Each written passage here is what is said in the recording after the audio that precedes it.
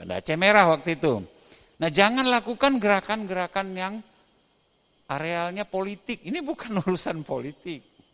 Saya tanya, kok marah-marah Pak Wali? Wah, nanti dikira kami nggak kerja. Ya, ini urusan pencitraan. Nggak ada urusannya Pak.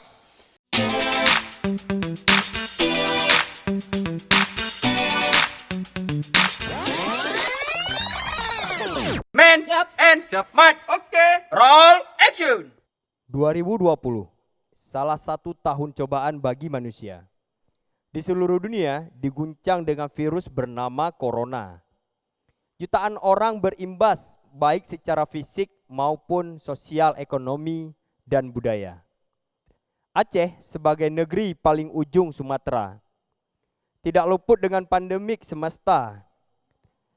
Rakyat ekonomi morat-marit juga. Pendapatan nyak-nyak pedagang sering menjadi fana. Abang ojek juga tidak dapat penumpang sewa. Bahkan ASN pun berimbas secara nyata. Pak PLT Gubernur Aceh menyampaikan manajemen krisis menghadapi dampak ini, mulai dari bidang kesehatan sampai bidang ekonomi. Ada yang menarik perhatian masyarakat dalam surat edaran ini, di mana masyarakat diminta untuk menggunakan transaksi non-tunai. Pro dan kontra bermunculan di setiap warung kopi. Belum lagi polemik mengenai meningkatnya kasus positif di Tanah Rencong ini.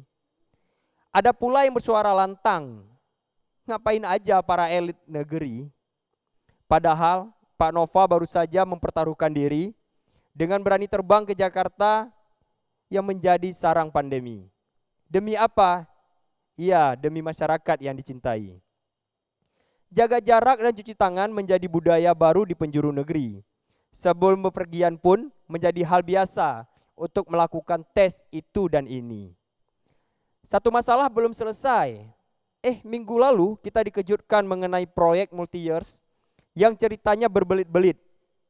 Kata ibu-ibu di desa saya, ayolah bapak-bapak wakil kami, fokuskan dulu pandemi ini, baru nanti kita cari suara lagi. Belum ada yang tahu kapan bisa berakhir semua ini. Apakah kita semua selamanya harus bernafas di dalam masker yang lucu dan imut ini? Apakah ekonomi bisa bangkit kembali? Apakah jiwa yang sehat ini mampu bertahan? Kita kupas dan bahas di sini. Dinamis Disposisi bersama saya Cika Setiadi. Assalamualaikum warahmatullahi wabarakatuh. Alhamdulillah, syukurillah, salatu wassalamu ala rasulillah wa ala alihi wa sahbihi wa mawala. Syukur alhamdulillah dan salawat dan salam kepada Rasulullah sallallahu alaihi wasallam. Yang saya hormati, di sini telah hadir para narasumber yang sangat berkompeten di bidangnya. Yang pertama, di samping saya, samping kanan saya ada Pak Nova Yahya. Selamat datang Pak di kampus tercinta kami Pak. Di sebelah Pak Nova itu ada dosen kebanggaan kita bersama, Bapak Iskandar. Pak, selamat datang Pak. Di sebelah beliau seorang pengusaha muda yang sangat luar biasa. Beliau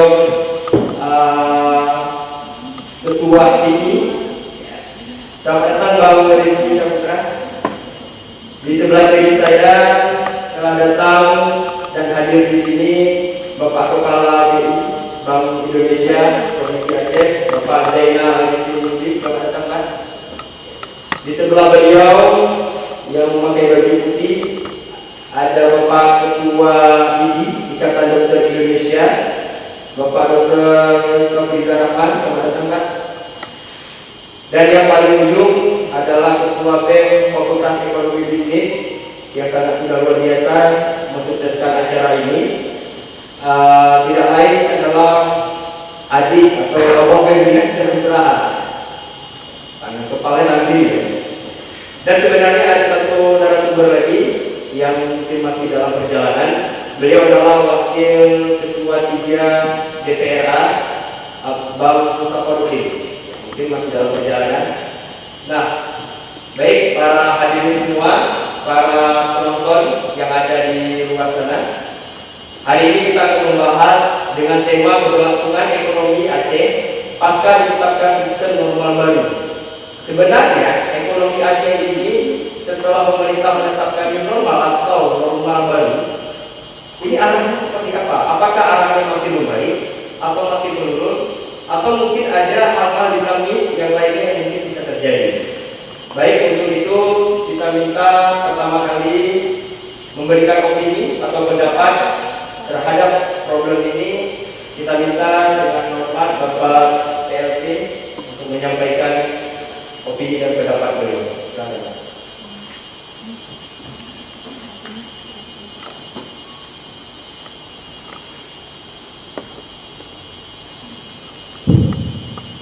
Baik, terima kasih saudara moderator. Bismillahirrahmanirrahim. Assalamualaikum warahmatullahi wabarakatuh. Izin moderator, saya boleh undang? Saya boleh undang? Oke, jelas semuanya ya.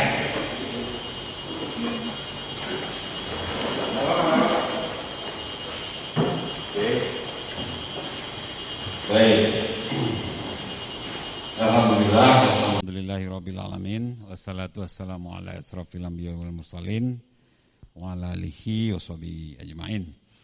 Yang saya hormati, yang pertama moderator, terima kasih. Dekan Fakultas Ekonomi dan Bisnis Universitas Syah Kuala beserta pembantu dekan, jayalah Fakultas Ekonomi, mudah-mudahan Nunsiah juga bisa berjaya. Yang saya hormati Bapak Kepala Cabang Bank Indonesia Banda Aceh, Bapak Zainal Arifin Lubis, kemudian Pak Dokter Ketua ID Aceh, Pak Iskandar, Saudara Rizky, dan dari BEM ya. Oke, semua yang dari meja depan. Yang saya hormati ada staf khusus saya Pak Iskandar, ada dari organisasi mahasiswa, dari rekan-rekan media. Apresiasi saya buat panitia, selamat atas penyelenggaraannya. Bapak Ibu sekalian yang saya muliakan, pertama-tama saya harus mereview sedikit tentang slide 1 tentang bagaimana COVID terjadi. Ini ada fase-fase kita harus melihat urusan COVID ini secara komprehensif, secara kronologikal, sehingga struktur berpikir kita tidak lepas-lepas, sehingga kita tidak jadi orang yang hobi membuli, orang yang hobi meraba-raba gajah dengan mata tertutup, kemudian mengatakan gajah seperti ular, gajah seperti pohon, gajah seperti bangunan gedung, dan lain-lain. Baik. Jadi ada fase-fase, saya skim aja, 29 Januari sampai 15 Maret. Saya sudah berbicara dengan mahasiswa di Wuhan itu 26 Januari. Ketika itu petinggi kita di negeri ini masih bilang Indonesia nggak akan tersentuh COVID. Saya sudah bicara dengan mahasiswa kita di Wuhan dan sudah mengirim logistik pada hari itu. Kemudian kita membuat posko. Kemudian yang terpenting dari fase itu adalah kita menginisiasi penjemputan mahasiswa Indonesia, bukan mahasiswa Aceh saja, dari Wuhan. Kemudian Presiden atas saran Komisi 1 DPR, saran Kemenlu, mengirimkan Hercules ke Wuhan, kemudian membawanya ke Natuna, isolasi, baru pulang kampung. Nah, termasuk ada anak-anak kita di dalamnya, tapi sebelumnya sudah pulang mandiri. Kemudian ada fase kedua. Fase kedua, maaf,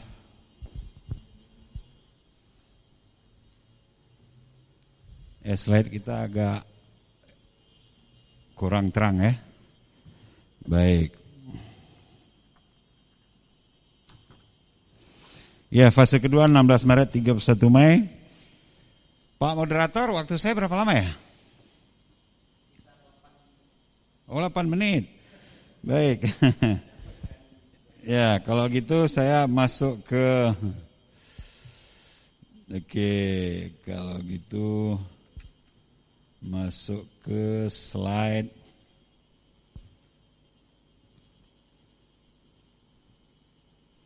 slide 10. Ya. Slide 10 tolong dilihat. Jadi yang kalau dalam kaitan dengan keberlangsungan ekonomi Aceh pasca ditetapkan sistem normal baru, yang pertama saya mau klarifikasi, sistem normal baru itu terminologi yang oleh pemerintah pusat pun sudah diragukan efektivitas dan manfaatnya bagi masyarakat luas. Nah, terus apa istilahnya? Saya belum tahu, mungkin Pak Dokter Ketua ID nanti tahu. Oke, slide 10. Jadi kalau kita menstrukturkan COVID ini, yang pertama ada kegiatan pencegahan dan pengobatan secara medikal, secara medis terhadap virus corona tersebut. Pencegahan itu preventif, promotif, kuratif, pengobatan. Nah itu aspeknya, wilayahnya medikal. Itu ada Pak Dokter nanti. Di fase kedua tentu kalau orang fokus dengan sebuah wabah, maka yang terdampak pertama adalah aktivitas masyarakat. Kemudian ketika aktivitas berkurang atau bahkan terhenti, income outcome-nya terganggu. Nah, ini aspek ekonomi. Nah, kemudian status orang itu akan turun pelan-pelan. Desil per desil itu akan terganggu tentang angka kemiskinan dan orang miskin bertambah. Nah, di situ harus diintervensi dengan sebuah skema, sebuah kegiatan apa yang disebut kemudian kita sepakati namanya sebagai social safety net atau jaring pengaman sosial. Itu step kedua. Nah, step ketiga apa? Ketika orang tidak ada income, kemudian tidak punya affordability, kemampuan membeli, maka yang terjadi kemudian ekstrimnya adalah resesi. Resesi itu ketika seseorang tidak mampu lagi membeli kebutuhannya sehari-hari. Nah, di fase ketiga ini yang akan terjadi adalah kelaparan. Nah, WHO sudah FAO, Food Agriculture Organization, badan PBB yang mengurusi pangan, sudah memprediksi di ujung akan ada krisis pangan, food crisis, yang akan dihadapi hampir di semua negara yang terpapar COVID. Negara terpapar COVID itu sekitar 235 negara. Kalau hampir semua katakanlah 60% saja, kira-kira 140 negara. Nah, saya berharap Aceh yang ke 235 lah nanti, kalaupun terjadi krisis pangan. Nah, di fase ketiga ini kita harus betul-betul antisipatif, karena semua negara yang terpapar COVID akan mengunci dirinya, akan melakukan lockdown, tidak ada bahan pangan yang keluar, kalau mungkin dia malah memasukkan, kalau mungkin. Tapi teorinya tentu ketika tidak ada yang keluar, tidak ada juga yang masuk. Jadi hubungan dagang, bisnis, pergerakan ekonomi antar negara itu tidak akan ada. Maka semua negara akan nafsi-nafsi. Oke? Dalam satu negara bagian atau provinsi juga akan menguncinya masing-masing. Dalam provinsi seperti Aceh juga nanti masing-masing kabupaten akan mengunci dirinya. Nah, ini harus ada skema kebijakan yang revolusioner dan yang antisipatif. Karena untuk menyediakan pangan menghadapi krisis pangan itu takes time. Kalau kita tanam jagung ada masanya, tanam padi ladang ada masanya, tanam ubi, tanam ini, tanam itu kan ada masa sejak persiapan pembenihan atau menanam bibit, menunggu masa lifetime-nya, kemudian memetik hasil. Nah, kemudian tidak cukup masalah agriculture untuk antisipasi pangan. Ya, tidak cukup agriculture. Manajemen pangan juga harus lebih baik. Manajemen pangan juga harus disiapkan. Berbagai contingency plan juga harus ready. Kalau yang terjadi ini, maka harus dilakukan ini. Terjadi ini, harus dilakukan ini. Dan satu hal yang terpenting dalam kasus atau kondisi seperti ini adalah kerawanan sosial. Chaos, penjarahan, apapun, basic insting dari manusia itu akan keluar ketika kita menghadapi situasi seperti ini. 26 Desember 2004 kita pernah mengalami itu. Di hari pertama pasca asar orang mulai panik. Di hari kedua orang mulai menjarah. Tsunami Aceh. Dan saya berada di Banda Aceh waktu itu. Nah, semua ini harus dilakukan oleh siapa? Oleh pemerintah. Nah, hanya dalam kondisi darurat, Bapak Ibu sekalian, saya sering mengatakan, dalam kondisi darurat, Superman manapun yang menjadi pemerintah, super tim manapun yang menjadi pemerintah, itu pasti kebijakannya trial and error. Pasti kebijakannya sporadis. Karena situasinya tiap jam berubah. Tidak ada Superman manapun yang bisa mengendalikan situasi darurat. Nah, ketika situasinya darurat, maka semua kebijakan trial and error, coba-coba, sporadis, tergantung kondisi di lapangan. Oleh karena itu semua harus mendukung. Semua harus kolaboratif. Semua harus supporting the government. Nah, kita kendalanya di Indonesia, di Aceh juga, atau bahkan lebih parah di Aceh, suasana atau atmosfer demokrasi tidak ikut kepada atmosfer darurat. Orang bicara seenaknya, bahkan pemerintah dan legislatif bicara seolah-olah ini normal. Ketika gubernur menyatakan Banda Aceh merah, wali kota dan ketua DPRK-nya marah-marah. Kemarin sudah saya tegur, nah besok-besok jangan marah-marah. Sekarang apa jadinya di Banda Aceh? Termasuk yang tertinggi kan? Artinya the movie not end yet. Nah, filmnya belum selesai. Awal tak bengeh. Nah, apalagi bengeh sama-sama nge-DPRK, pakatnya, pakat LSM. Gubernur, linknya kan gugus tugas nasional, presiden. Kita secara epidemiologi, kata Pak Dokter, Banda Aceh merah waktu itu. Nah, jangan lakukan gerakan-gerakan yang arealnya politik. Ini bukan urusan politik. Saya tanya, kok marah-marah Pak Wali? Wah, nanti dikira kami nggak kerja. Ya, ini urusan pencitraan. Nggak ada urusannya Pak. Saya kemarin mengunjungi Abu Mudi mengatakan, siapapun orang politik, ini bukan urusan pencitraan mengunjungi Abu Mudi. Kalau fatal terjadi dengan orang tua kita ini, akan banyak sekali dampak sosial, politik, dan agamanya, dan religiusnya.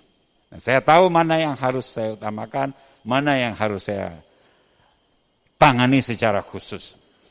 Nah, sementara crisis, sense of crisis warga masyarakat belum semuanya bisa menyesuaikan. Belum semuanya bisa menyesuaikan. Nah, kami mengeluarkan panduan manajemen krisis. Kenapa kita keluarkan itu? 15 Juli ada rapat kerja Gubernur seluruh Indonesia dengan Presiden Joko Widodo di Istana Bogor. 10 menit sebelum rapat kerja, setengah 10 dimulai, jadi 9.20 saya dipanggil sendirian ke dalam ruang kerja. Pak Jokowi ngobrol aja, saya pikir ada yang penting, nggak ada. Tapi Pak Jokowi kemudian menanyakan apa yang harus saya lakukan, apa yang terjadi di Aceh. Saya, Pak Presiden, yang paling menjadi perhatian saya penumpukan atau tertimbunnya kopi di Aceh Tengah Bener Meriah Gaya Luas. Kira-kira berapa jumlahnya? 1 triliun Pak. Saya ngarang-ngarang aja itu Pak Zal. Saya enggak, ya kita di depan Presiden harus meyakinkan jawabannya, walaupun itu ngarang. Oke, saya beli, kata Presiden. Kira-kira gimana Pak skemanya?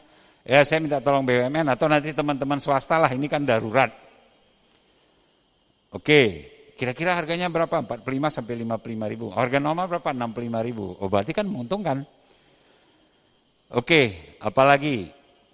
Ya, 2, 3, 4. Nah, saya katakan termasuk, Pak, DPR saya mau membatalkan program infrastruktur saya, Pak, 2,7 triliun 3 tahun. Tahun ini 360 miliar. Namanya MYC contract. Oh, jangan. Justru raker kita ini mau kita buat untuk akselerasi penyerapan APBD. Percepatan penyerapan APBD. Kenapa gitu, Pak? Ya, kita sudah menuju -4. Economic growth kita menuju -4. Kata Presiden. Di Q3, di kuartal ketiga. Kuartal kedua, kata Presiden masih +4 atau +2. Saya nggak tahu, nanti Pak Zal mengkonfirmasi ini. Tapi di Q3, kuartal ketiga, kata Presiden Perancis sudah -17. Jerman dengan Angela Merkel yang hebat sekali, 3 periode menjadi kanselir di Jerman Barat, kali ini -8,9 something. Amerika Serikat 9, sekian something, mungkin 10%. Yang plus, menurut Pak Jokowi yang plus hanya 3 negara. India, Indonesia, China. China memang awak pegak virus. Maka kawai aja bedoh. Jadi, Bapak Ibu sekalian, karena 8 menit, saya pikir itu highlight yang harus saya sampaikan. Makalahnya nanti silakan ditinggal, ada penyajian. Nyajaman disket. Flash disk, Highland produk zaman. Ada flash disk, nanti silakan, mungkin diskusinya yang lebih efektif. Dan saya ingatkan, seorang teman saya dulu waktu S2 di Bandung, teman saya arsitek, dia orang Jogja, pulang ke Jogja, sampai Jogja bukan menjadi arsitek dia, menjadi kiai di sebuah pesantren. Dia WA ke saya, saudaraku Gubernur Nova, saya sudah menemukan ayat. Nah, saya menyesal tidak menyimpannya. Dalam kondisi darurat, ulama dan rakyat tidak boleh membuli umara atau pemerintah. Karena pemerintah sedang bekerja dengan jiwa dan raganya untuk ulama dan rakyat. Nah, dia mengutip dalil nakli, dalil akli, ijma' dan kiasnya, lengkap dia. Al-Quran, hadis, ijma', kias, lengkap dia. Teman saya ini namanya Pak Amir. Dan saya terharu membaca itu. Dan kalaulah we are sure that we are syariah, ya seharusnya kita semua kolaboratif, rigid bersatu, dukung pemerintah dalam mengatasi COVID. Saya tidak lagi berani memuji diri kita bahwa angka positif COVID kita masih yang terendah seluruh Indonesia. Saya tidak lagi bisa berani memuji bahwa angka kematian kita relatif rendah. Karena sudah meninggi, sudah sekitar 6%. Nah, tidak ada angka-angka yang perlu kita banggakan sekarang. Apalah artinya angka-angka? Tapi yang perlu kita tata sekarang, bagaimana rakyat kita punya sense of crisis yang ujungnya diterapkan dalam sikap-sikap disiplin, bagaimana rakyat kita bisa memahami kerja-kerja pemerintah atau umara, bagaimana kemudian semua pihak menahan diri untuk keluar dulu dari pakem-pakem demokrasi yang tidak terkendali. Adik-adikku mahasiswa, kalian adalah harapan bangsa. You are the one, you are our future. So do your best. Let you make your good position until you reach the future and do something good for this country. Oke? Dan saya yakin FEB yang jelek dari bapak-bapak nggak usah diikuti. Kami ini banyak sisi jeleknya ya Pak Dekan ya. Jangan diikuti. Tapi tentu kami juga punya sisi baik. Tapi yang jelas bias politik kita sekarang di Aceh adalah 1 dendam, 2 kueh. Singet be roh babe. Nah, itu mungkin jadul banget gitu, tapi sekarang itu kok berkembang lagi ya dalam politik. Nah, saya ketua partai politik. Saya menjadi dosen 20 tahun di Fakultas Teknik. Saya mendirikan jurusan arsitektur di Teknik Unsia. Nah, tapi saya sekarang sangat merindukan pengen ketemu rektor. Agak susah saya gapai rektor kalian ini. Ya, mudah-mudahan suatu saat ada waktunya kami ketemu. Ya, Pak Dekan ini orang Pak Rektor nih, pasti nyampe. Ya.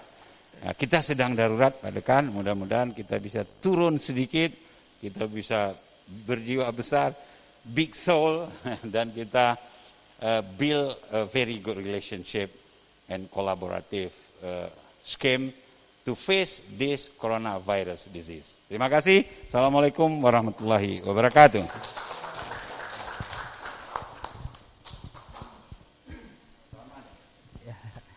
Baik, terima kasih Pak PLT.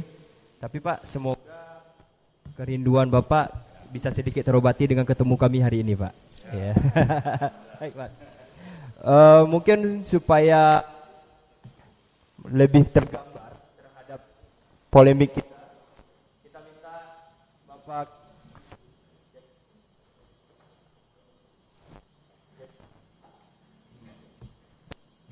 cek one.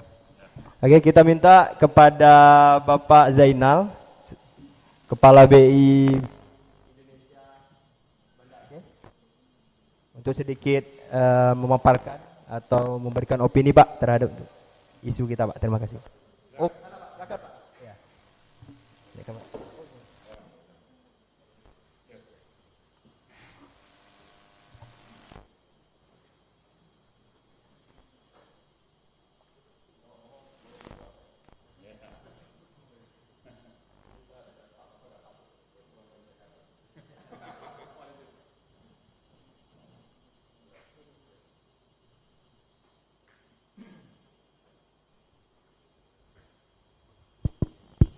Oke, bismillah.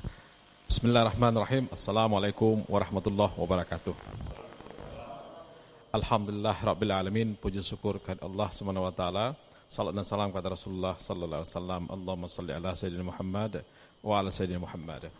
Yang saya hormati dan kita banggakan bersama Bapak Nova Iriansyah, Bapak PLT Gubernur Aceh. Kemudian Soebul Bait, Bapak Dekan, Pak Prof Nasir, beserta para pembantu dekan, jajaran dosen, kemudian para narasumber, ada Ketua ID Pak Syafrizal ya, kemudian Pak Iskandar Majid, kemudian dari Ketua HIPMI Pak ya, Ketua HIPMI, kemudian ada Pak Iskandar, Ketua BEM sama wakilnya ya, ini calon-calon pemimpin masa depan. Jadi bisa dipelajari pemimpinnya sekarang, ambil baiknya kata Pak Nova, yang kurang baiknya ditinggalin.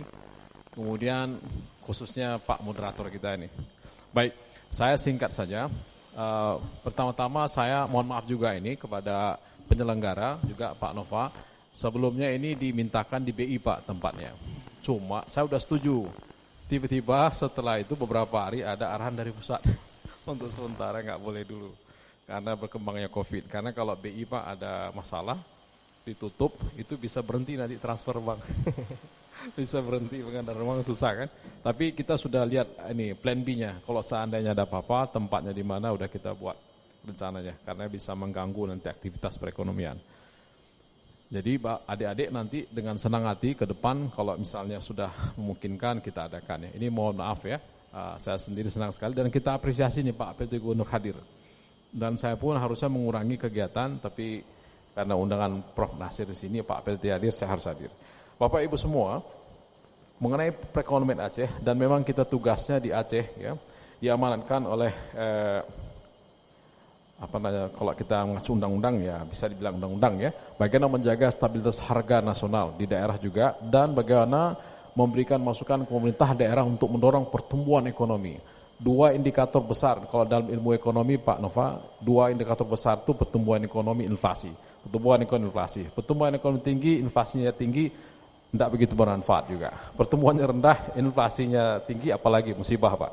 Dan kita sebenarnya sudah mengalami itu dalam beberapa tahun terakhir. Alhamdulillah 2 tahun terakhir Pak, kita ini pertumbuhan ekonominya lumayan, inflasinya rendah. Ini luar biasa. Biasa kita pertumbuhan ekonomi tinggi, pertumbuhannya rendah. Nah, ini alhamdulillah 2 tahun terakhir momentum yang bagus. Nah, bagaimana di kondisi COVID saat ini sesuai dengan topik hari ini. Nah, kita lihat Pak ada beberapa momentum yang ke depan memungkinkan Aceh ini semakin turun Pak ekonominya, atau bisa kita bertahan. Ada pilihan di kita ini. Tapi sebelum itu kita lihat dulu bagaimana kondisi global, mau tidak mau akan terkait dengan Indonesia juga dengan Aceh. Global sendiri seperti kata Bapak tadi benar ya, negara-negara lain tidak ada yang kuat kebal dengan COVID ini. Dunia secara total dihitung pertumbuhan ekonominya 2020 diperkirakan minus 4,9%. Dan ini jarang-jarang ya, sampai sedalam itu 5%. Kemudian kita lihat penggerak ekonomi dunia, di antaranya kawasan Amerika Serikat sendiri minus 8% Pak, sampai dengan setahun ini diperkirakan. Kemudian Tiongkok itu 1%, kemudian Uni Eropa itu sekitar 10% dan India 4,6%. Apa kaitannya dengan Aceh? Tentu ada. Contoh sederhana India. India ini salah satu konsumen terbesar batubara Indonesia, termasuk dari Aceh Barat tepatnya. Dan perusahaan dari Aceh Barat itu sudah komunikasi dengan kita untuk menyatakan kesulitan-kesulitannya. Dan kita kasih masukan beberapa hal, bagaimana strategi bertahan. Jadi yang datang ke BI ada dari perusahaan manufaktur, ada dari perhotelan, ada dari berbagai bidang. Dan kita sampaikan supaya mereka berpikir buat strategi pertahanan. Nah ini sekarang mikirnya bukan strategi untung. Bahkan strategi bagaimana rugi tahun ini tapi bisa bertahan. Nah, itu yang dipikirkan. Ya, daripada strategi untung dan akhirnya salah langkah, akhirnya kerugian lebih besar. Kemudian nasional sendiri, kita ini diperkirakan mudah-mudahan tidak sampai minus. Jadi 0,9 sampai 1,9%. Inflasi nasional ini tetap kita jaga karena ini betul amanat undang-undang dan ini berupaya keras kita pertahankan dalam koridor yang stabil, Pak. Kemudian kita lihat indikator ekonomi makro, ini juga untuk kawan-kawan di fakultas ekonomi bisa kita lihat. Jadi di ilmu ekonomi praktek data ini ada di sini. Dalam kondisi COVID saat ini, indikator ekonomi semua itu menunjukkan penurunan secara umum ya. Tekanan nilai tukar meningkat. Bapak Ibu lihat sebelah kiri. Kemudian aliran modal turun, ya Bapak lihat di histogram yang merah. Kemudian ekspor terkontraksi dalam. Pertumbuhan ekonomi Indonesia jelas menurun dan kinerja sektor ekonomi semuanya turun kecuali ada satu, jasa keuangan. Itu pun naiknya sangat tipis, ya karena orang mungkin tidak banyak belanja, sektor real uang cash jarang, jadi menggunakan fungsi-fungsi intermediasi keuangan. Kemudian sekarang kita lihat Aceh. Nah, setelah kita lihat global, nasional, dan Aceh. Aceh kita lihat di kuartal 1 2020, alhamdulillah kita masih berada di peringkat tengah di Sumatera. Kita bisa mengalahkan Riau, Kepri, Lampung, Jambi, dan Babel. Kita di angka 3,17, ya, walaupun menurun dibandingkan tahun lalu. Tapi ini alhamdulillah masih di kepala 3. Karena di provinsi lain ada yang kepala 2. Seperti misalnya Riau itu 2,24%. Bahkan Babel, Jambi sama Lampung itu hanya 1%. Nah, kemudian kita lihat inflasinya di Aceh ini cenderung menurun. Ini Pak Gubernur yang penting TPID kita, Bapak sebagai ketuanya, alhamdulillah kita jaga inflasinya. Ini kalau tinggi, pertumbuhan rendah, ini rakyat akan sangat menderita.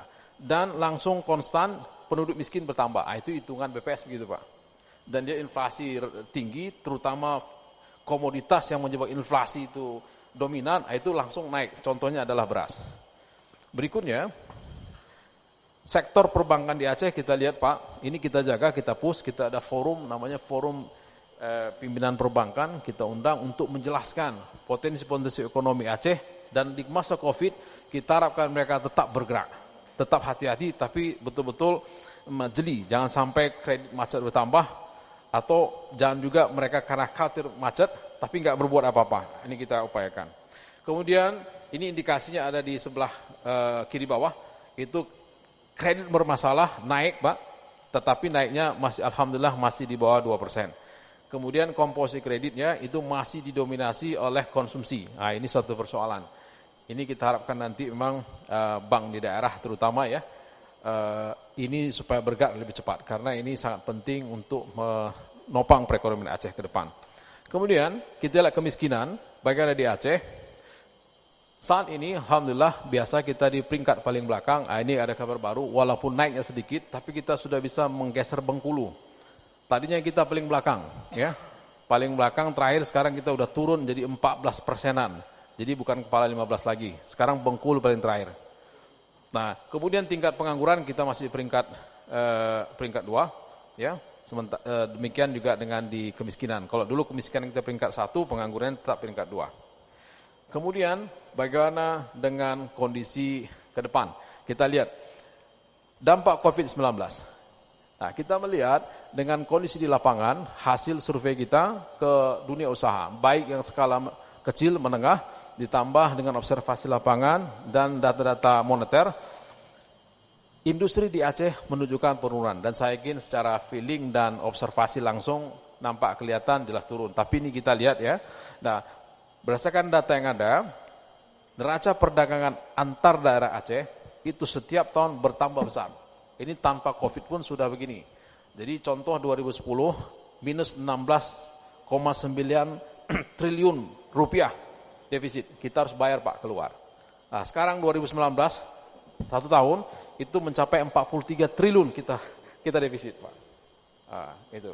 Ini dampaknya apa? Dampaknya kita tuh lebih banyak beli. Yang membuat orang dari luar, yang mengolah value added nilai tambah ada di luar. Kita menggunakan. Inilah kenapa absorpsi tenaga kerja jadi susah, berat. Karena kita membeli dan membeli. Kemudian jumlah industri di Aceh, ya kita lihat ya, menengah dan besar. Menengah dan besar ini penting ada di Aceh untuk dia sebagai pengait untuk pengatrol yang UMKM. Nah, masalahnya di Aceh ini kita paling sedikit Pak jumlah menengah besarnya. Kita lihat di gambar, itu kita di urutan paling belakang. Jadi dari seluruh provinsi di Sumatera, jumlah industri menengah besarnya di Aceh paling sedikit, hanya sekitar 64 di halaman 10. Nah ini, ya kita masih kalah dengan Sumatera Barat 3 kali lipat lebih banyak Sumatera Barat, Sumatera Utara 20 kali lebih, tapi dengan Bengkulu kita bedanya sedikit, cuma Bengkulu masih lebih banyak. Ini satu persoalan. Kemudian from manufacturing index industri ini juga menunjukkan penurunan. Ya. Bagaimana ke depan setelah COVID? Nah, kita lihat ini akan semakin menurun. Nah, ini yang perlu ada langkah-langkah tepat untuk mengatasinya. Dampak COVID ini diperkirakan akan menekan kinerja UMKM, ya, dan UMKM ini penting strateginya sekarang bertahan, bukan lagi untuk mengamankan cari untung pertumbuhan, tapi bertahan. Kemudian pengangguran diperkirakan akan meningkat kalau tidak ada langkah-langkah tepat, terutama memitigasi risiko kenaikan harga di komoditas penyumbang inflasi terbesar, di antaranya beras. Dan dengan inflasi sudah jelas, sudah tentu ini sangat tinggi apabila tidak ditangani dengan baik.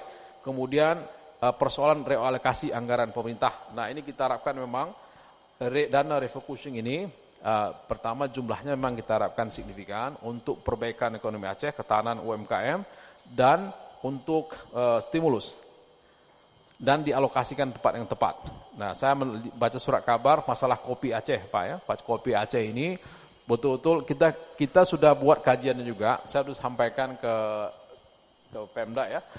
Ada salah satu surat ini samping surat kepada Presiden kalau nggak salah, ada juga surat ke Kementerian dan Menteri Keuangan dan Gubernur BI.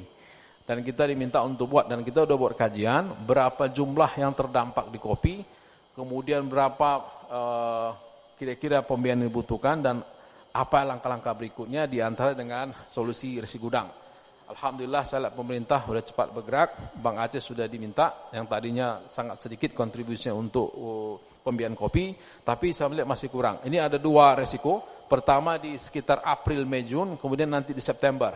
Panen melimpah, resiko gudang secara fisik kurang memadai, dan secara keuangan sangat rendah. Tapi kita dalam waktu dekat kita sudah minta perbankan, terutama bank-bank BUMN untuk cepat mengabsorb. Nah, namun demikian mereka punya keterbatasan plafon karena ada ketentuan dari Bapepti pusat. Nah kemudian kita lihat ada ancaman bagi perekonomian Aceh, ada downside risk-nya. Ya, ini ada beberapa hal yang saya pikir supaya cepat kita lewatin aja. Nah tantangan investasinya seperti ini.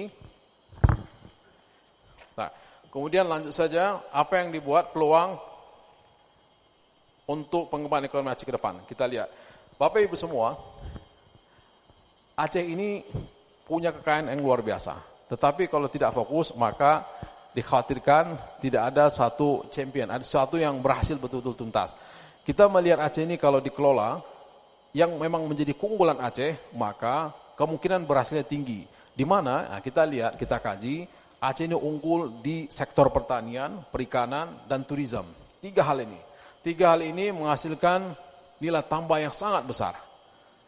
Kalau tambang itu anugerah, dikelola bagus, tapi saya mengharapkan prioritas pertama adalah pertanian, perikanan, dan turisme, karena di situ banyak sekali orang terkait pekerjaannya, menjadi mata pencarian masyarakat, dan kantong-kantong kemiskinan ada di situ. Dan ini dikembangkan bagaimana Aceh mandiri. Tadi sudah kita lihat defisit neraca perdagangan Aceh. Karena tidak ada industri, tidak ada value added, semua ditentukan oleh daerah lain. Price makernya adalah mereka. Maka kita lihat petani kopi kita relatif miskin. Saya sudah datang ke Taiwan, kita diskusi, mereka relatif tidak maju, dan kopi Aceh terkenal di seluruh dunia, harga premium. Kemudian petani nilam juga miskin. Bahan nilam sangat dibutuhkan untuk industri parfum di dunia. Kemudian ikan kita juga dibawa ke luar daerah dengan harga yang relatif murah. Rotan kita yang kelas bagus dikirim ke Jawa, diolah dengan harga yang tinggi, dikirim keluar. Nah, ini yang kita inginkan, ada value added, nilai tambah. Kita tetap kerjasama dengan daerah lain, tetapi bagaimana Aceh yang punya barang harusnya mendapatkan nilai tambah yang lebih. Itulah gunanya kerjasama perdagangan. Tapi kalau perdagangan itu membuat kita menerima hasil yang sedikit, ini nggak baik. Ya, kita punya banyak barang, tetapi kita malah membeli sebagian dari luar. Dan ini kalau kita tidak benahi, maka akan semakin sulit. Struktur ekonomi kita akan sulit. Kita bahan-bahan pokok pun banyak yang kita butuhkan dari luar. Walaupun kita sebenarnya bisa menghasilkan telur, kita butuh sampai sekitar 1 juta butir per hari. Tapi kita hanya bisa mampu memproduksi 10% saja. Beras kita masih ambil juga dari luar, walaupun kita surplus hampir 1 juta ton beras. Bawang kita juga masih beli. Oleh karena itu, untuk new normal ke depan, maka kita nggak bisa diam, kita harus bergerak dengan tetap menjaga, mematuhi protokol COVID. Ya. Dan ini penting dilakukan dengan langkah-langkah yang tepat. Oleh karena itu, bagaimana strategi ke depan untuk memajukan ekonomi Aceh di tengah COVID ini? Kita melihat ada di, kalau boleh langsung di slide ini, di slide 21. Jadi bagaimana untuk memajukan perekonomian Aceh, maka struktur ekonominya harus diubah. Untuk mengarahkan kita bisa mendapatkan pertumbuhan ekonomi yang berkelanjutan dengan inflasi yang rendah dan stabil. Dan ini akan memperkuat fundamental ekonomi dan akan menurunkan kemiskinan. Bagaimana caranya? Yaitu fokus untuk 3 sektor tadi, yaitu pertanian, perikanan, pariwisata, tourism.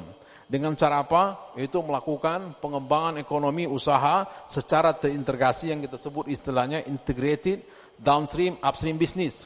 Dengan quick win, komoditi unggulan Aceh yang laku di pasar internasional juga nasional. Kalau kita memulai sesuatu yang orang baru kenal dulu, ini butuh waktu agak lama. Tapi ini yang orang sudah tahu, harganya sudah tinggi, tinggal kita benahi struktur pasarnya. Kita dekatkan perbankan. Nah, ini sudah kita lakukan dengan beberapa pilot project. Bagaimana melakukannya? Tentu perlu ada optimalisasi anggaran Pemda yang fokus dan terintegrasi. Misalnya kita mau memenangkan kopi Aceh, betul-betul memberikan value added tinggi. Saat ini kopi Aceh diekspor green bean 99% lebih kurang.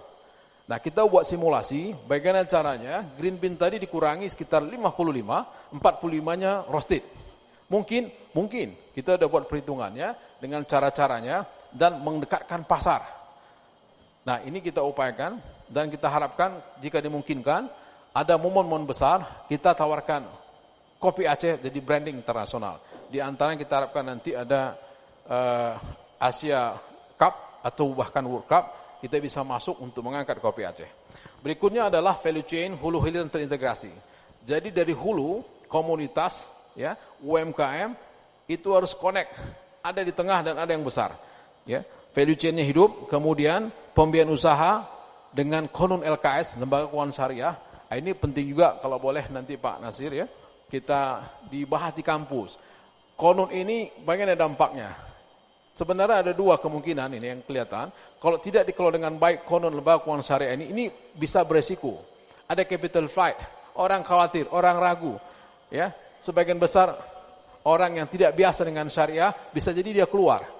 Ya. Jadi dia simpan uang yang di luar. Nah ini sudah ada kita dengar dari berbagai pihak. Tapi kalau ini betul-betul dapat dijalankan dan dibuktikan bagus, maka ini akselerasi perekonomian Aceh akan jauh lebih cepat. Kenapa? Karena di kanon itu disebutkan 40% minimal untuk UMKM.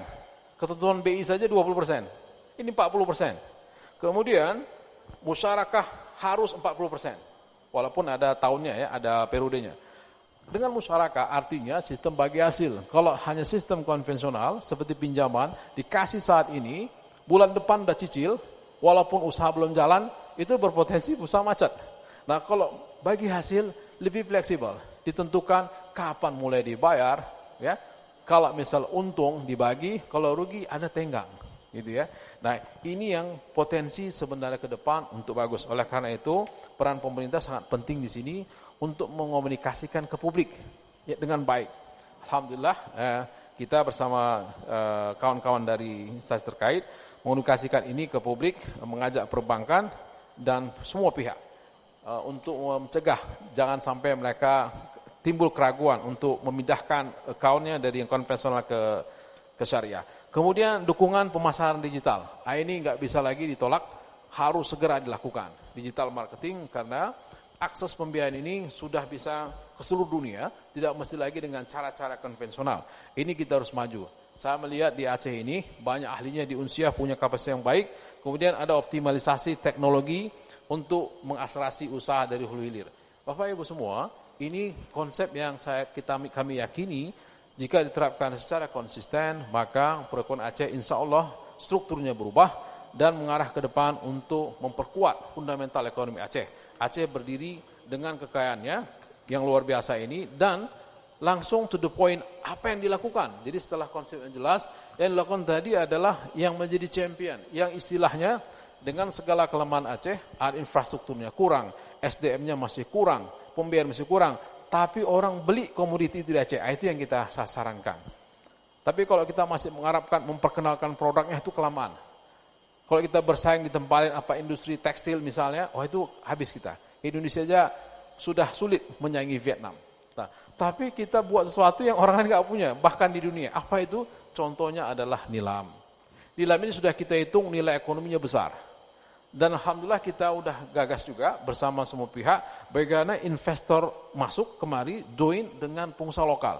Untuk menghasilkan tambah, nanti terkait dengan di sisi hulunya, ada di off-takernya dan pasar jelas baik domestik maupun luar negeri. Kemudian ada di perikanan, kita hitung nilai ekonomi juga sangat besar. Di sini ada bahan-bahan ini, boleh dilihat di slide 15. Nah, ini mengenai ikan, ya. Ini nilai perikanan sekitar 7,9 triliun per tahun, jadi sekitar 5% dari PDRB. Cuma sayangnya dengan pantai termasuk yang terpanjang di Indonesia, kita peringkatnya masih di nomor 4 paling belakang. Masih jauh dengan, kalau kita lihat dengan Kepri ya, pantai laut kita jauh lebih panjang. Ini potensi besar. Kemudian lanjut ke berikutnya. Ini padi ya, kita udah hitung, padi ini juga dahsyat. Kita sudah lihat bagaimana Aceh ini kalau dikelola, mandiri kilangnya hidup, kuat, ini akan menghasilkan tambah yang bagus. Dan insya Allah inflasi beras tidak terjadi di Aceh. Tapi ini sekarang masih sering terjadi, beras menyebabkan inflasi tinggi di Aceh. Ini ada juga nilai hitungannya. Kemudian kopi Arabica, lanjut berikutnya. Nah, kopi Arabica ini juga kita hitung. Ada kajian untuk 5 tahun ke depan, kita sudah bahas, sudah sempat juga di berbagai tempat ya, termasuk diskusi dengan Ketua Dewan Kopi Aceh, Pak Iskandar. Nah, untuk 5 tahun ke depan kita susun strategi apa yang tepat untuk kopi Aceh menjadi industri kopi yang kuat, tidak hanya di Aceh tapi bisa bersaing secara global. Nah, ini kita lihat, kita memang sudah punya harga premium, kopi premium yang orang sudah kenal, tidak perlu lagi diperkenalkan, tinggal bagaimana kita membenahi jalur distribusinya. Dan kita buat bagaimana dari green bean 99% menjadi sekitar 55%, selebihnya kita kirim roasted. Berapa nilai uangnya? Kalau kita bisa lakukan itu, ada tambahan 64 juta US dollar dari pindah ke roasted tadi. Langkah-langkahnya apa? Itu juga kita uraikan. Kemudian ada kalau kita buat replanting kopi yang saat ini kita mungkin kurang ya, lupa kemarin, kita harus buat replanting kopi. Nah, kalau kita bisa lakukan itu, paling tidak sekitar 90 juta US dollar bisa kita tambah. Nah, ini yang perlu kita lakukan. Berikutnya sebagai penutup, di situ juga ada nilam, ada pariwisata, kita sebutkan sebagai penutup pariwisata, ini kalau dikembangkan nilainya mencapai sekitar 10 triliun kontribusinya. Semua kegiatan-kegiatan yang terkait pariwisata, transportasi, kuliner segala macam kita hitung, itu memberikan sekitar 10 triliun lebih value added kepada PDRB. Nah, ini besar.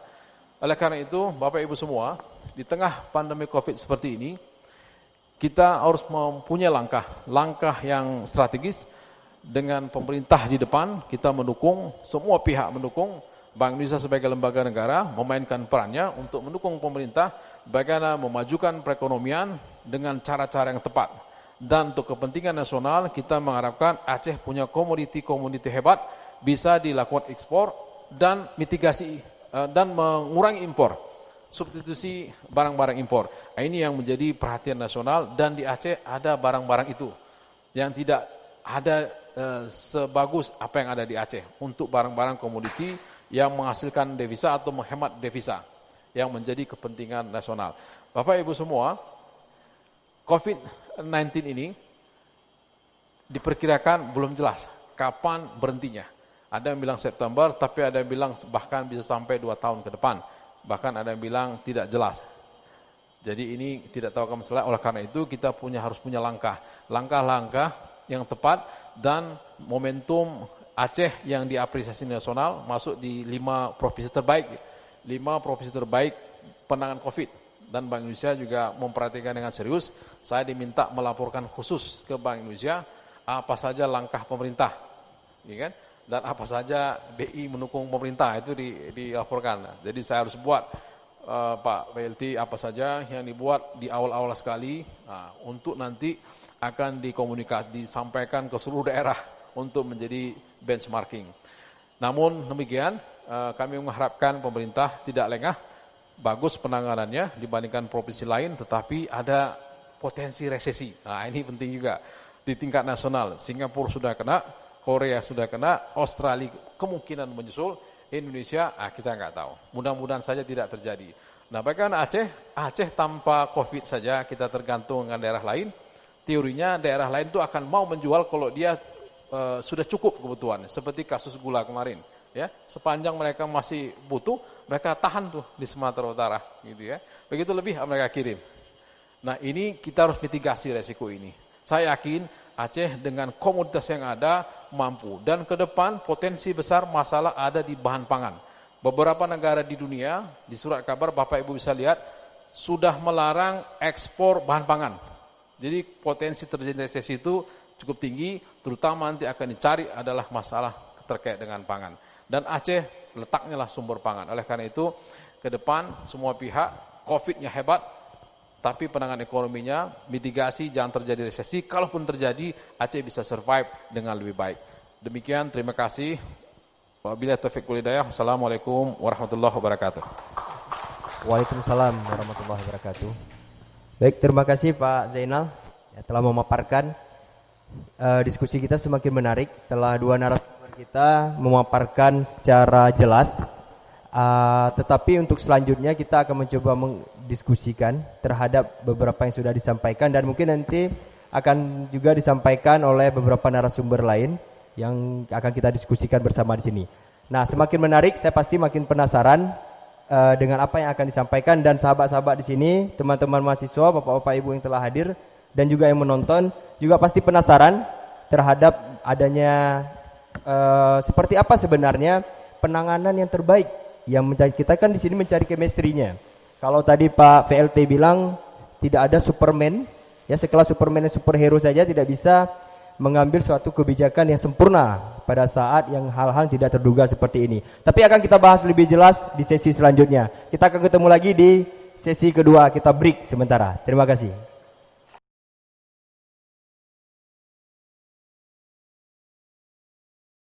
Baik, selamat datang kembali di sesi kedua kita.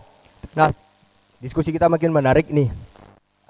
Di sini juga telah hadir Ketua ID Provinsi Aceh, Bapak Dr. Safrizal atau biasa disapa dengan Dr. Saf. Ya. Mungkin dari pandangan seorang dokter medis, kebijakan pemerintah selama ini apakah sudah benar atau belum benar, atau sebaiknya sudah benar tapi bisa ditingkatkan dari sisi medis. Ya, mungkin mempercepat, kita langsung saja minta pendapat dari dokter. Silakan, Dok.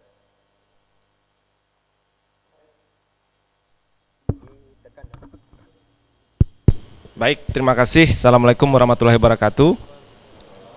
Yang kami hormati Bapak PLT Gubernur, yang kami hormati Bapak Zainal Arifin, yang kami hormati Abangda Pak Is, kemudian Bapak Ketua HIPMI, moderator, dan adik Ketua BEM, dan para pimpinan di Fakultas Ekonomi dan Bisnis Unsiah, serta hadirin sekalian.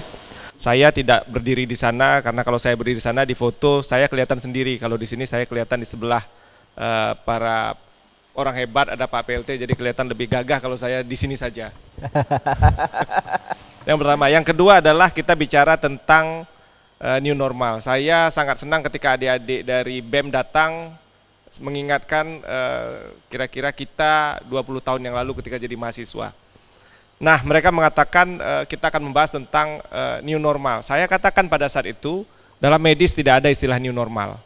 Suhu seorang itu normalnya antara 36,5 sampai 37. Ketika suhunya naik 40, kemudian dengan segala macam upaya dokter menurunkan hanya sampai 38 dan tidak mampu lagi, kita tidak pernah bisa bilang 38 adalah normal. Normal baru tidak bisa. Itu bukan normal. Normal tetap 36,5 sampai 37. Itu konsep dalam medis. Sehingga ketika pemerintah mengatakan new normal dalam medis, tidak akan ada istilah yang bisa mengikuti itu. Jadi ketika orang dengan COVID boleh jalan kemana-mana, tidak ada. Tidak bisa. Mereka secara medis tetap tegas harus dilakukan terapi, harus dilakukan isolasi. Konsepnya. Makanya kemudian new normal pun akhirnya menjadi sesuatu yang membuat pemerintah galau sehingga diganti namanya menjadi tatanan kehidupan baru. Ya, apapun namanya, tapi intinya adalah kita diminta untuk kembali bergerak setelah 3 bulan kita diminta untuk diam. Nah, hasilnya adalah hari ini 102.000 kasus confirm positif COVID di Indonesia. Dan di dunia sendiri sudah mencapai 14 juta kasus. Dan di Aceh hari ini juga meningkat di atas 170 kasus. Tadi malam Laboratorium Unsiah itu melaporkan ada 13 kasus baru. Yang paling memprihatinkan dari itu adalah 5 diantaranya tenaga medis. Jadi jumlah tenaga medis di Aceh yang sudah positif dari 170-an itu adalah 21 orang. Termasuk yang paling beresiko itu adalah kelompok lemah, tidak berdaya, yang kadang-kadang membuat kita miris adalah kelompok peserta didik. Orang sekolah tidak punya pilihan, dia tetap harus bekerja, dan kadang-kadang dengan kekuatan penafisan kita yang tidak baik, mereka terpapar dengan pasien yang ternyata belakangan diketahui COVID. Ada seseorang, saya kasih contoh, adalah seorang peserta didik yang keluarganya di Maluku Utara, dia seorang diri di sini, sebatang kara di sini, dilakukan swab, hasilnya belum ada, tapi karena tanggung jawabnya sudah dikatakan kamu isolasi, kamu di kos-kosan saja. Tapi karena barangkali dia pikir nanti kalau dia terlalu lama di kos-kosan bebannya akan tambah kuat, PR-nya akan tambah banyak, malam secara diam-diam dia datang ke Bangsal. Dia lengkapi semua statusnya, catatan medisnya. Dan kemudian dia ketahuan positif. Orang-orang banyak marah, saya bilang jangan marahi dia. Ada sesuatu yang salah barangkali dari sistem kita. Jangan marahi dia, apalagi dia sebatang kara. Akhirnya alhamdulillah, tapi Pemda kita, Pak Gubernur, saya terima kasih karena disiapkan tempat isolasi di BPSDM, mereka ditaruh di BPSDM. Kenapa? Karena kalau dia di tempatnya, di kos-kosannya dan ketahuan positif oleh orang sekitar sebelum dia dibawa ke BPSDM bisa rame. Makanya ketika tahu kita langsung bawa ke BPSDM. Nah, apa yang terjadi pada Aceh terhadap COVID? Bahwa Aceh tidak pernah bisa lepas mengelak bertahan untuk tidak bertambah kasusnya. Kenapa? Karena kita bagian terintegrasi dari Indonesia, kita bukan satu pulau terpisah. Kita sangat dekat dengan Sumatera Utara. Sumatera Utara kasusnya 3.400-an lebih hari ini. 3.400-an lebih. Hebat kita masih bertahan di sekitar kurang dari 200 selama sekian lama dengan kondisi hubungan kita dengan Sumatera Utara yang tinggi, itu hebat. Kita bisa bertahan dengan kondisi ini. Tetapi kemudian ke depannya barangkali eskalasi kasus kita akan semakin tinggi. Saya teringat kepada apa yang disampaikan Pak PLT dan saya setuju. Di Aceh, tatanan kemampuan para pemimpinnya tidak sama. Di tingkat provinsi barangkali levelnya sangat tinggi, tapi itu timpang sekali di level kabupaten kota. Hasilnya apa? Ketika kami rapat duduk dengan para ketua ID, mereka mengatakan di kabupaten kota yang terutama yang makin jauh dari kota Banda Aceh, makin jauh dari ibu kota provinsi, makin jauh dari Banda Aceh, makin lemah daya tahan pemimpinnya dan perhatiannya terhadap COVID. Sudah tidak ada lagi, sudah jarang sekali rapat-rapat yang mengkondisikan bagaimana kita mencegah supaya masyarakat tidak tertular dari COVID. Sudah lemah sekali. Dan ini tentu saja diikuti oleh kemudian masyarakat yang menjadi sangat lemah juga perhatiannya kepada COVID. Banda Aceh masih oke.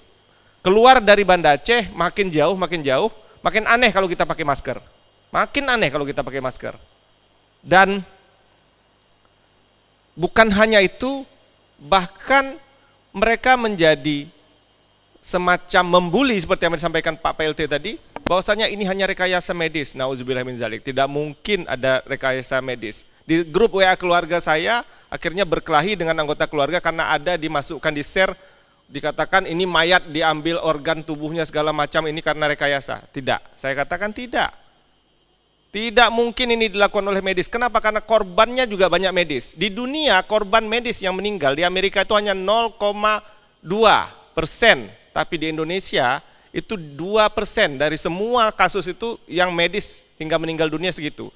Hari ini 90 orang di Indonesia tenaga medis yang sudah meninggal karena COVID. Tidak mungkin medis merekayasa ini dengan meninggalkan, dengan membunuh anggota medis sendiri. Itu tidak mungkin. Dan kemudian yang paling saya khawatirkan adalah kalau kita, masyarakat kita terus abai. Ya, barangkali juga itu karena tadi ketidaksamaan visi misi daripada pimpinan untuk menahan ini. Terlalu lama juga terlalu berat untuk menahan COVID ini, sehingga yang paling saya khawatirkan adalah akan terjadi ledakan yang jauh lebih berat dari apa yang kita hadapi di sini di Aceh. Terus terang saya katakan kemampuan kita untuk punya ruang isolasi di rumah sakit di Aceh ini kurang dari 200 tempat tidur. Kurang dari 200 tempat tidur untuk penanganan COVID. Hari ini kasus kita 170-an. Kalau terjadi ledakan lebih tinggi, susah kita kemudian untuk merawat pasien-pasien ini dengan appropriate, dengan cukup baik. Susah sekali kita mampu melakukan itu. Makanya kemudian saya menyadarkan diri, saya menyadarkan kawan-kawan, semakin kita memasuki era new normal, semakin orang buka, maka kita mestinya semakin tutup. Medis semakin tutup. Kenapa? Karena kita adalah pelindung akhir daripada kasus ini. Yang kita ceritakan tentang ekonomi ini tidak akan ada gunanya seandainya manusia tidak sehat. Kalau manusianya sehat, pencapaian ekonomi ini tentu saja akan sangat berguna. Nah, kembali kepada trial and error. Memang inilah hakikatnya. Di medis pun akan trial and error. Saya katakan hari ini di rumah sakit penafisan yang diberikan oleh Kemenkes itu sama sekali tidak terlalu kuat menafis tenaga medis untuk tidak terkena. Ketika pasien masuk maka ada lembar yang harus kita isi. Dari lembaran itu kemudian kita menilai ini COVID atau tidak COVID. Baru kemudian masuk ke dalam, baru ke pemeriksaan lanjut. Kalau dia kemungkinan COVID kita pindah ke tempat lain. Tapi hasilnya banyak sekali pasien yang kemudian masuk ke tempat yang steril ternyata COVID dan sudah dirawat berhari-hari oleh para dokter. Dan besoknya ketika mereka dites mereka pun positif. Ini banyak sekali. Sehingga kita mengembangkan tool sendiri untuk kemudian berusaha lebih detail, lebih dalam, lebih antisipatif terhadap kemungkinan ini. Dan alhamdulillah mudah-mudahan kita bisa menjalankan ini. Saya berharap tidak banyak lagi tenaga-tenaga medis yang terpapar. APD sampai saat ini insya Allah sudah bisa teratasi sementara. Tetapi kedepannya kita tidak tahu kalau eskalasi terus meningkat. Nah, apa strategi yang harus kita pakai? Saya katakan sebenarnya strateginya sama di semua tempat, cuman Aceh karena ada kearifan lokalnya kita tambah. Tes, tracing, treatment, dan doa. Hanya itu, tes, tracing, treatment, dan doa. Saya katakan bahwasanya Aceh hari ini sudah memeriksakan dengan swab real time PCR itu 1000 dari 1 juta penduduk. 1000 kira-kira dari 1 juta penduduk yang ada. Tapi ini kalau kita lihat dengan kepatutan dan keharusan ini masih kurang. Kenapa? Karena Sumatera Barat 7.000 dari 1 juta penduduk. Ya, daerah-daerah lain lebih tinggi daripada kita. Sehingga harusnya kita juga menguatkan sistem tes tracer kita supaya makin banyak kita mendapatkan kasus. Kasus yang tinggi tidak usah susah. Kalau saya katakan tadi 1.000, 2.000 kasus Aceh, tidak usah susah. Apa yang harus kita cermati? Case fatality rate, angka kematian karena kasus. Terkena COVID biasa saja. Saya kalau terkena COVID, saya akan istirahat saja, sudah. Tidak perlu jadi stigma. Tapi ketika kemudian angka kematian kita tinggi, ini yang susah. Hari ini angka kematian COVID di Aceh 6%, padahal Indonesia adalah 4,1 atau 4,2%. Ya, ini yang harus kita hati-hati. Jadi kalau bapak-bapak, ibu-ibu, adik-adik mendengar angka COVID kita 200, santai saja. Kalau kematiannya hanya 0,1%, tidak apa-apa. Kan itu artinya. Nah, makanya kemudian makin banyak kita periksa makin bagus. Nah, saya termasuk barangkali adalah anggota keluarga besar Universitas Syah Kuala. Bersama dengan Prof, saya adalah anggota keluarga besar Universitas Syah Kuala, Pak Gubernur juga. Dan saya mengatakan begini, Pak Gubernur tadi mohon maaf menyampaikan agak susah berkomunikasi dengan pimpinan. Tapi saya juga katakan ini kepada pimpinan kami, saya tidak peduli dengan urusan itu. Yang saya concern adalah Aceh, Unsia ini adalah jantung hati rakyat Aceh. Dan saya mohon jangan pernah tinggalkan jantung hati. Kalau manusia jantung hatinya tidak ada, matilah dia. Maka barangkali mungkin saya yakin Pak Gubernur begitu. Saya yakin saya sering rapat dengan beliau, saya tahu beliau sangat concern, jangan pernah tinggalkan Unsia. Jangan pernah tinggal, karena Unsia ini jantung hati. Kalau jantung hatinya sudah ditinggal, sudah mati, matilah kita semua nanti jadinya. Nah, ini barangkali dari saya apresiasi kepada Pak Gubernur atas bermacam-macam inovasi dan usaha yang dilakukan untuk Aceh, dan kita mengatakan di akhir ini, COVID bukan tanggung jawab beliau sendiri, bukan tanggung jawab medis sendiri, bukan tanggung jawab pemerintahan formal sendiri, tapi tanggung jawab seluruh elemen masyarakat. Karena tanpa kita merasa ini bagian dari tanggung jawab kita semua, mustahil berjibaku medis, mustahil Pak Gubernur berjibaku tidak tidur sehari, sore, malam, sampai besok tidak tidur, tidak akan selesai kalau tidak ada partisipasi dari masyarakat. Kita orang-orang yang berpendidikan di universitas adalah orang-orang yang harusnya menjadi corong untuk ini semua, menyadarkan masyarakat, mari kembali kita siaga, karena kalau kita tidak siaga, ekonomi tidak bergerak, maka pada akhirnya Aceh akan jauh terbenam ke dalam dilema COVID ini, bahkan mungkin lebih berat dari daerah-daerah lain di Indonesia. Demikian dari saya, lebih kurang mohon maaf, billahi taufik wal hidayah, wassalamualaikum warahmatullahi wabarakatuh. Waalaikumsalam warahmatullahi wabarakatuh.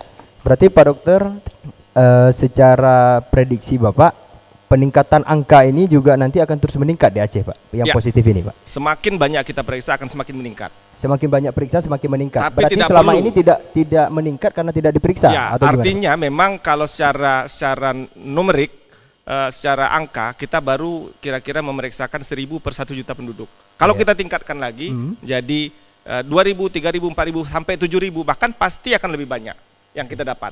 Tetapi barangkali angka itu jauh lebih real, jauh lebih memberikan kepercayaan diri pada kita karena itu adalah angka real. Berarti hari ini di Aceh, mereka-mereka yang sudah positif, yang bahasanya OTG itu sebenarnya sudah sangat banyak ya Pak? Permasalahannya adalah belum terdeteksi karena belum diperiksa. Ya, bukan karena memang tidak ada gitu ya Pak? Jadi artinya memang dideteksi dari literatur juga dikatakan 80% memang tidak bergejala. Jadi ada 80%. Kalau kita melihat angka positif itu adalah 200, artinya itu baru 20%-nya. 80%-nya tidak bergejala. Dan inilah yang harus kita deteksi. Saya mengatakan harimau ketika dia berada di kandang, dia bukan harimau, dia sudah tidak ada berbahaya sama sekali. Orang yang COVID ketika sudah diisolasi tidak berbahaya. Yang berbahaya orang COVID yang jalan di luar, harimau yang beredar di luar, itu yang berbahaya. Dan lebih bahaya lagi, sadar dia itu harimau. Nah, makanya harus dideteksi. Ini harimau, dimasukkan kandang begitu. Iya. Ya. Terus Pak, banyaknya korban medis Mungkin secara general itu penyebabnya lebih spesifik karena apa, Pak? Ya, jadi kita udah introspeksi banyak hal terkait medis. Awalnya kita menduga karena APD, tetapi kemudian dengan APD yang ditingkatkan pun masih tertular. Akhirnya barangkali mungkin ada protokol pemakaian dan terutama pelepasan APD yang barangkali mungkin belum standar, sehingga kita bisa tertular pada saat tersebut. Satu. Yang kedua adalah barangkali belajar dari apa yang dilakukan di daerah lain, harus kita punya ruang dekontaminasi. Setelah selesai tugas, harus didekontaminasi, harus mandi dengan standar, baru boleh pulang ke rumah. Ini barangkali yang kurang perhatian. Yang berikutnya yang sedang kami garap lagi adalah kita usahakan peserta didik, tenaga medis, punya shift yang lebih sering, artinya jam kerja mereka harus dikurangi untuk imunitas. Oh, seperti itu ya, Pak. Baik, Pak. Berarti dari menurut Bapak, lebih sangat penting hari ini kita kesehatannya dulu, masyarakatnya sehat, baru ekonominya, Pak? Atau gimana, Pak? Tidak bisa ditinggalkan, artinya pemerintah mengatakan tidak bisa ditinggalkan, tidak bisa dipilih, pemerintah memilih kesehatan atau ekonomi, tidak bisa. Tetapi jangan pernah kemudian karena memilih ekonomi, kesehatan ditinggalkan. Ini yang saya minta, jalankan bersama-sama. Concern ekonomi seperti kita besok kelaparan, concern kesehatan seperti kita besok mau mati kalau tidak dirapahkan kesehatan. Jika terpaksa memilih, pemerintah kira-kira milih mana nih, Pak Gu? Itu Pak Pelt. Ya, sebuah dilema nih, Pak Gu. Pilih keduanya. Pilih sehat atau pilih ekonomi yang maju, Pak. Tapi sebentar lagi mungkin dijawab, Pak. Sebelumnya kita mendengar dulu sedikit, mungkin ada argumen atau pendapat dari akademisi Bapak Iskandar. Kepada Bapak kita persilakan, Pak.